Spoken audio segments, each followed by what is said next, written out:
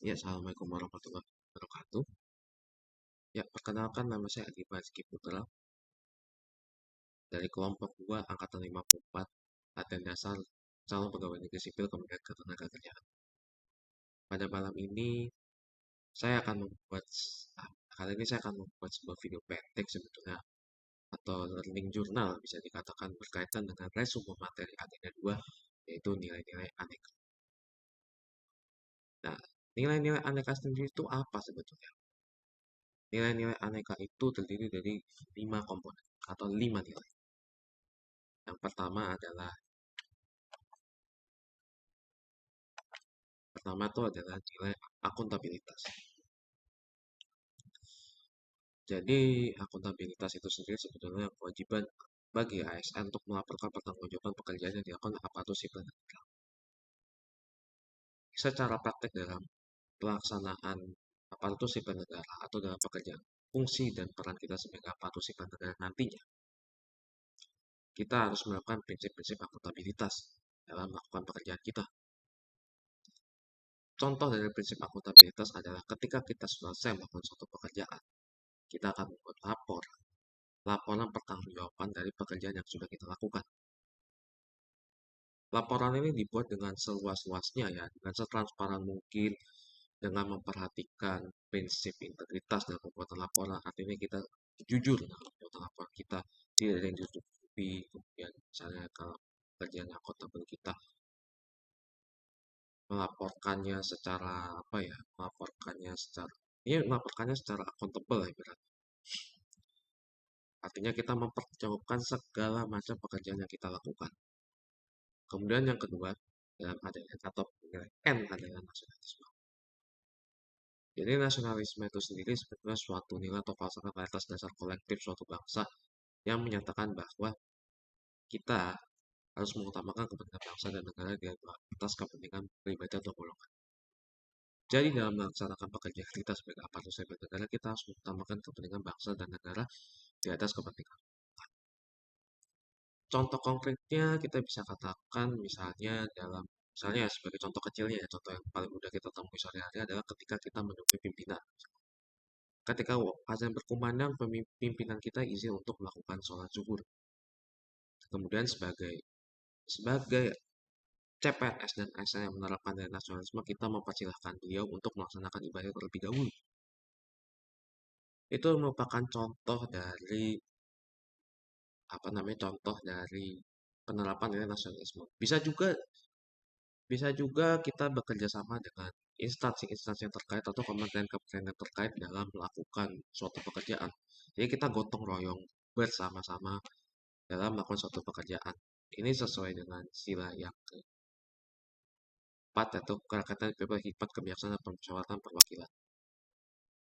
Selain itu kita juga bersama-sama bermusyawarah dalam menentukan suatu keputusan atau menentukan suatu kebijakan dalam suatu pekerjaan. Seringkali misalnya ya contohnya dengan rapat-rapat ya, rapat-rapat kita akan mencapai harmonisasi ya.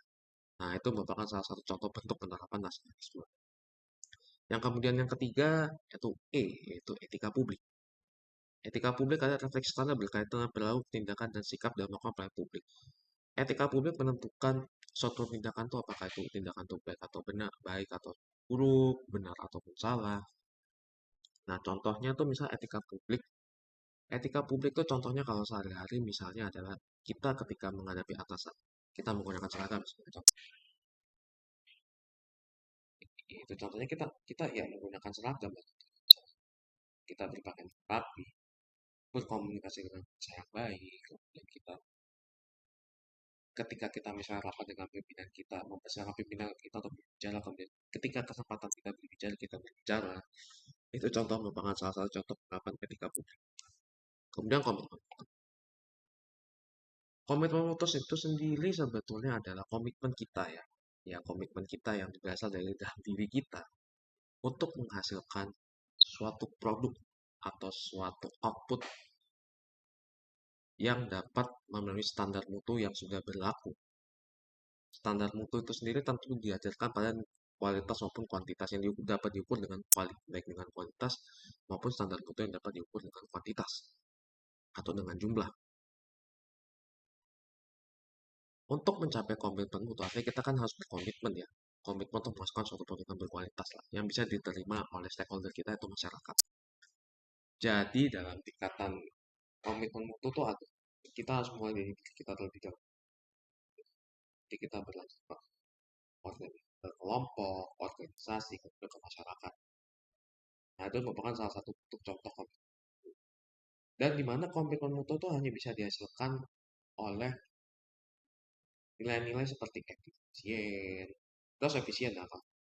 Komitmen menggunakan sumber daya yang ada dengan kita harus efektif, artinya kita misalnya ini berkaitan dengan waktu ya.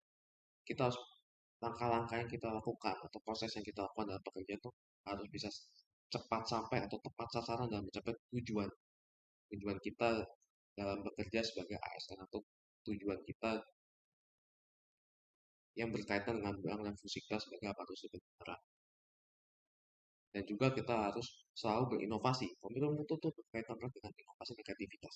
Artinya kita terus menerus melakukan perbaikan yang bisa dikatakan harus dilakukan terus menerus secara kontinu.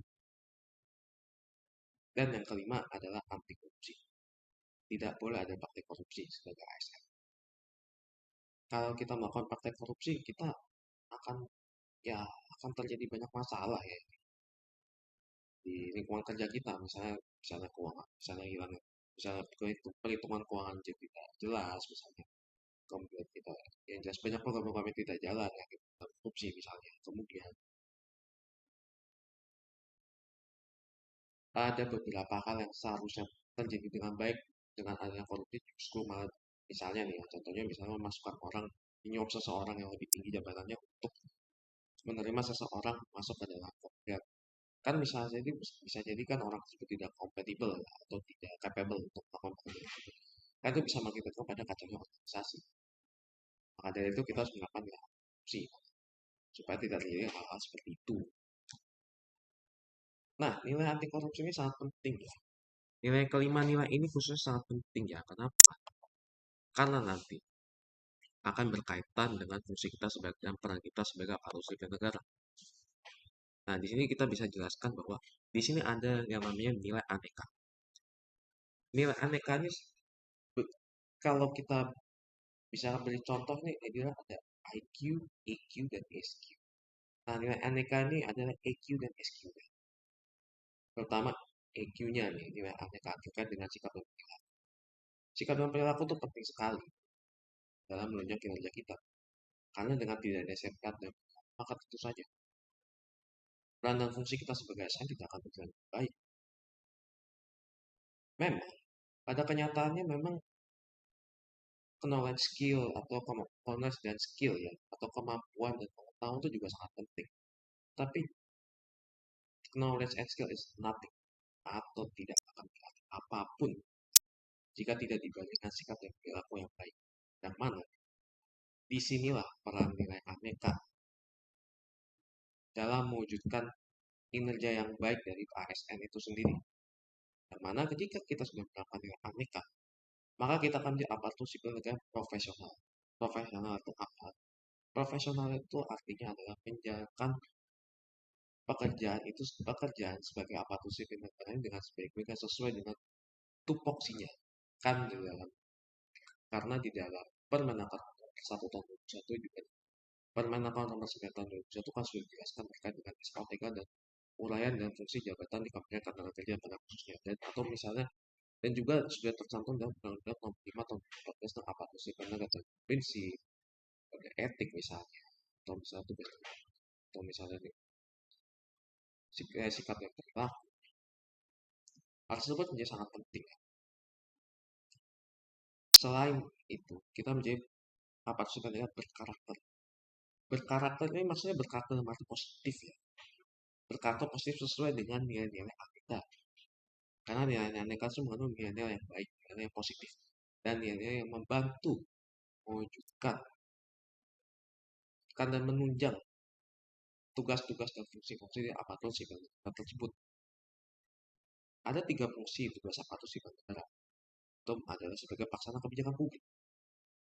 Jika kita menerapkan, kita punya niat untuk melaksanakan kebijakan publik, kemudian kita skill dan pengetahuan untuk melaksanakan kebijakan publik, dan juga kita menerapkan nilai aneka dalam melaksanakan kebijakan publik, maka tentu saja kebijakan publik yang dihasilkan adalah tepat guna dan bermanfaat bagi stakeholder kita, yaitu masyarakat maupun sesama kementerian ataupun sesama.